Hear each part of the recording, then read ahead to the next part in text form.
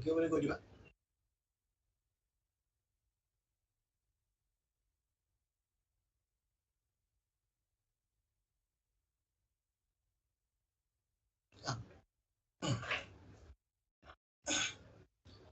Dear students, welcome to the second live session of the course Sustainable Power Generation Systems.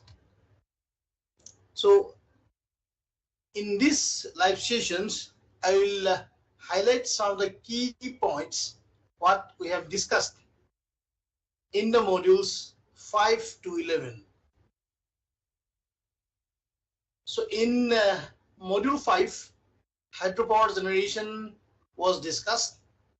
Then in module 6,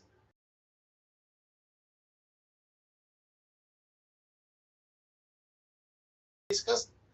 In module 8, geothermal energy. In module 9, ocean thermal energy conversions were discussed. And in module 10, tidal and wave energy. And in module 11, energy storage systems were elaborated. So I will pick some of the important informations what we have discussed in those modules, and then we will take up your questions, if any, at the end. Primarily in module 5, which is hydropower generation, we have discussed resources of hydroelectricity, then working of hydroelectric power plant, and what is power plant layout, and what are different components which actually completes the entire small hydropower plant, and also different turbines used for harvesting hydropower, like what is impulse turbine, what is reaction turbine, what is high head turbine, what is low head turbines, where high head turbines are used, and where and which conditions low head turbines are used or suitable. These were elaborated, and also at the end, vast number of numerical problems were solved to strengthen the understanding of the hydroelectricity. In module 6, biomass power generations were discussed, starting with biomass resource analysis, and then various biomass conversion routes.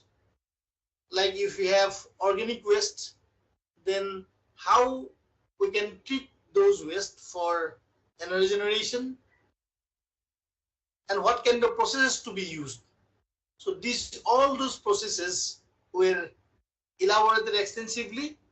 For example, we have discussed the kind of waste required in biochemical treatment, kind of biomass required in thermochemical treatment, and then other processes like biodiesel extraction, how we can do it, and what kind of biomasses are required. And then we have categorically discussed about biochemical conversion for electricity generation, and how we can extract value-added product from this process. Then what are the design parameters of a biogas plant? Then thermochemical conversion of solid fuels. It includes both biomass and coal. And then the processes like gasification, pyrolysis, then low temperature thermochemical process. So all processes were elaborated, and gasification process were extensively studied, and also we have discussed the design procedure of a biomass gasifier, and what are the advancements is going on in terms of biomass gasification processes and its technologies. These were elaborated extensively, and also at the end, what are the challenges remains in biomass conversions? These were discussed. So as far as biomass power generation is concerned, we need to restrict some of the combustion process, like we cannot provide sufficient oxidizer for complete combustion of all the elements. So here normally we are doing under partial oxidations, and what are the reactions takes place inside the reactor, we need to be confirmed and we need to know. Like we have oxidation reaction, when carbon reacts with oxygen here in the reactor, we will get carbon dioxide, and this is exothermic reaction. Then hydrogen, what is generated inside the process, it will react with oxygen, it will form water vapor, and in Boudreau reactions, this carbon reacts with carbon dioxide, what is generated in the oxygen, it forms carbon monoxide, and it's a endothermic reaction. Then water gas CF reaction. In water gas reaction, carbon again reacts with H2O, where partial oxidation took place and hydrogen H2O was generated, and that is react with carbon monoxide and hydrogen, and also this is an endothermic reaction. Then water gas CF reaction will take place, where carbon dioxide react with H2 and it produces carbon monoxide and H2O. Finally, we have methane production reaction, where that carbon reacts with hydrogen and it forms methane. So these are different processes which takes place while promoting this gasification process. So we have biomass first drying, then we have pyrolysis. It happens up to 600 degrees Celsius, then combustion. It's a high temperature process, and it provides the heat required for removal of all gases and volatiles from the biomass and coal. And at the end, what we will get in the reduction, we'll have hydrogen and carbon monoxide. And this happens at a temperature of close to 800 degrees Celsius. And this is an cut view of a gasifier process, and of course it is a fixed bed type gasifier. So new trends of development is something like a dual fluidized bed and circulating fluidized bed gasifier systems. And this is an idea for a pilot scale project where we need the fuel, and that need to be preheated, and then that goes to gasifier. And when we use steam in the gasifier process, we will really augment the calorific value of the process, and then this gas goes to the cyclone, and then we do water treatment unit for removal of soot particles which should not enter to the engine, otherwise engine might damage. Then we need to use sealer, and then by using blower it goes to filters. And here at this point we can hold a flame to know whether a gas has been generated or not. If we see a flame and we expect a bluish color flame here, then if it is confirmed, then what we can do, we can close this valve and open this valve and introduce the gas through these back filters to the engine generator set, where we can produce electricity. And you can see this purple dotted lines, the components under these cells is like cleaning systems, and red colored dotted lines indicate it's a reactor, and this blue colored dotted lines, what you see, it's a engine or power generating unit. Okay, so cleaning and complete removal of particulate matters and tar is essential for IC engine applications. And for spark ignition engine, it can operate with porous, and for compression ignition engine, it operates in dual fuel mode. So this is for information. So these are filters. And also we need to check the quality of the gas what we generate through this gasification process, because that quality tells about the kind of applications we can do for a particular operation. Okay. So for example, if we go for gas turbine, then what kind of quality of gas is required, and if we thought of say SOFC, solid oxide fuel cell, then what kind of quality is required? Then molten carbonate fuel cells, what kind of quality required? These informations are really required when we use a particular gas for particular applications, along with the permissible limit of the other element. In module 7, fuel cells and hydrogen technologies were elaborated, starting with the concept of working of fuel cells and its classification, followed by its thermodynamics and how to evaluate the fuel cell efficiency. Then concept of fuel cell power plant. So how we can build a fuel cell power plant, what are the components required. So these all informations were discussed. Then we move to hydrogen and its properties and different techniques of hydrogen production. Then storage and application of hydrogen. Because here in this case, what we try to emphasize is that we need to know, like starting from generation, then its purification, then its storage and applications. So all components are very, very important, and knowledge is also very, very important for executing a big project in line of hydrogen generation and storage.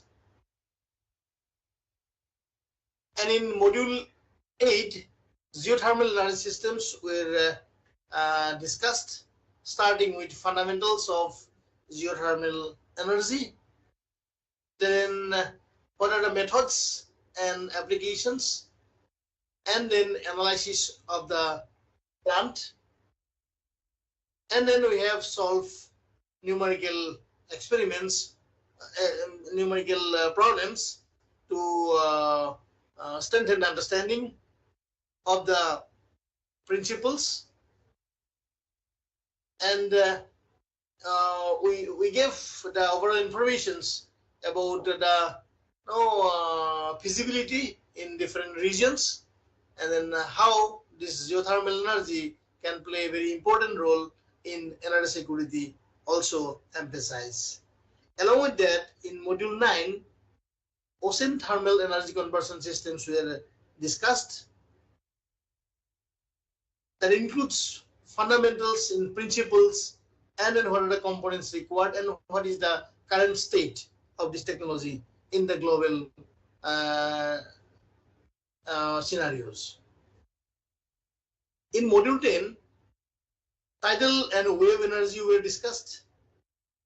What is the origin, and what happens at night, what happens at full moon, and what happens at different days. So all those aspects were elaborated extensively. And in module 11, energy storage systems were introduced, and we have discussed why this energy storage is required for sustainable power generation systems. So sometimes what happens when we are working with hydroelectric power plant. So as we know, hydroelectric power plant depends on water content in a particular body. So sometimes water level goes up, sometimes water level goes down. Okay, so it's not constant throughout. So when water is more, demand is less, then can we use the water for pumping to another station and store it for certain period of time? And when we have a peak demand, and we can release that energy, and we can generate electricity. So that way we can decide like the kind of or size of this pumped hydro energy storage system required for sustainability. Also, sometimes we produce more power, maybe in wind energy or maybe hydro. So this energy can be used to compress air, and that air can be utilized when there is a demand of electricity. So that's how these energy storage systems were introduced to provide sustainable power supply. So these all modules were discussed in this period, and if you have any queries, then I'll be happy to interact. And most of the queries has been resolved and addressed in the discussion forum. So I'll be happy to interact if you have anything to discuss with me.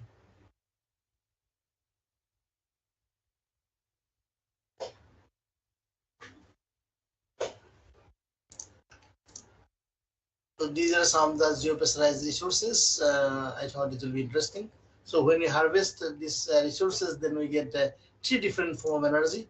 So it may be thermal energy, mechanical energy, or chemical energy. So as you see, this is at very high pressure. When we drill it, then gas immediately comes in because it's at very high pressure. Then that means it's a hydraulic energy, like its pressure is high, so huge amount of huge volume of liquid will come out. Then along with the gas will come out, it's thermal energy. And then a lot of what is called chemicals, chemical energy, like methane is also ejected when we make this oil exploration. So if you have any queries, then I'll be happy to interact.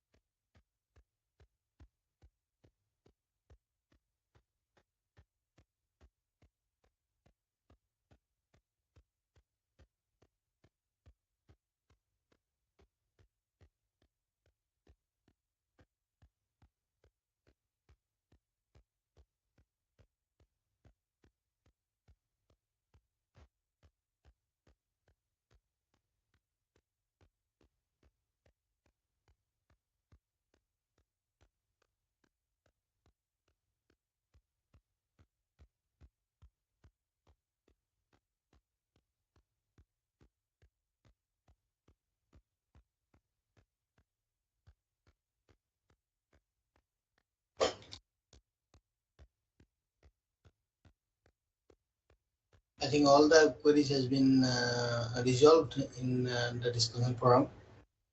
So if you have anything to discuss, please raise your comment.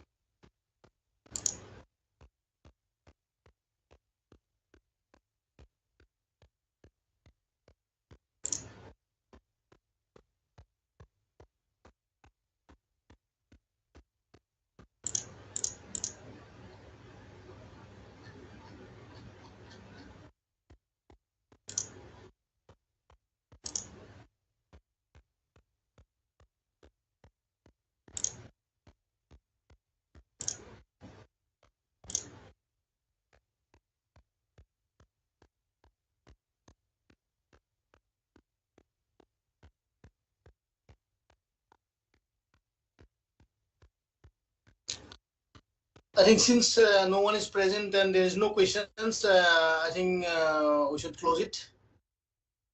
So I'd like to thank everyone for registering in this course. So thank you very much.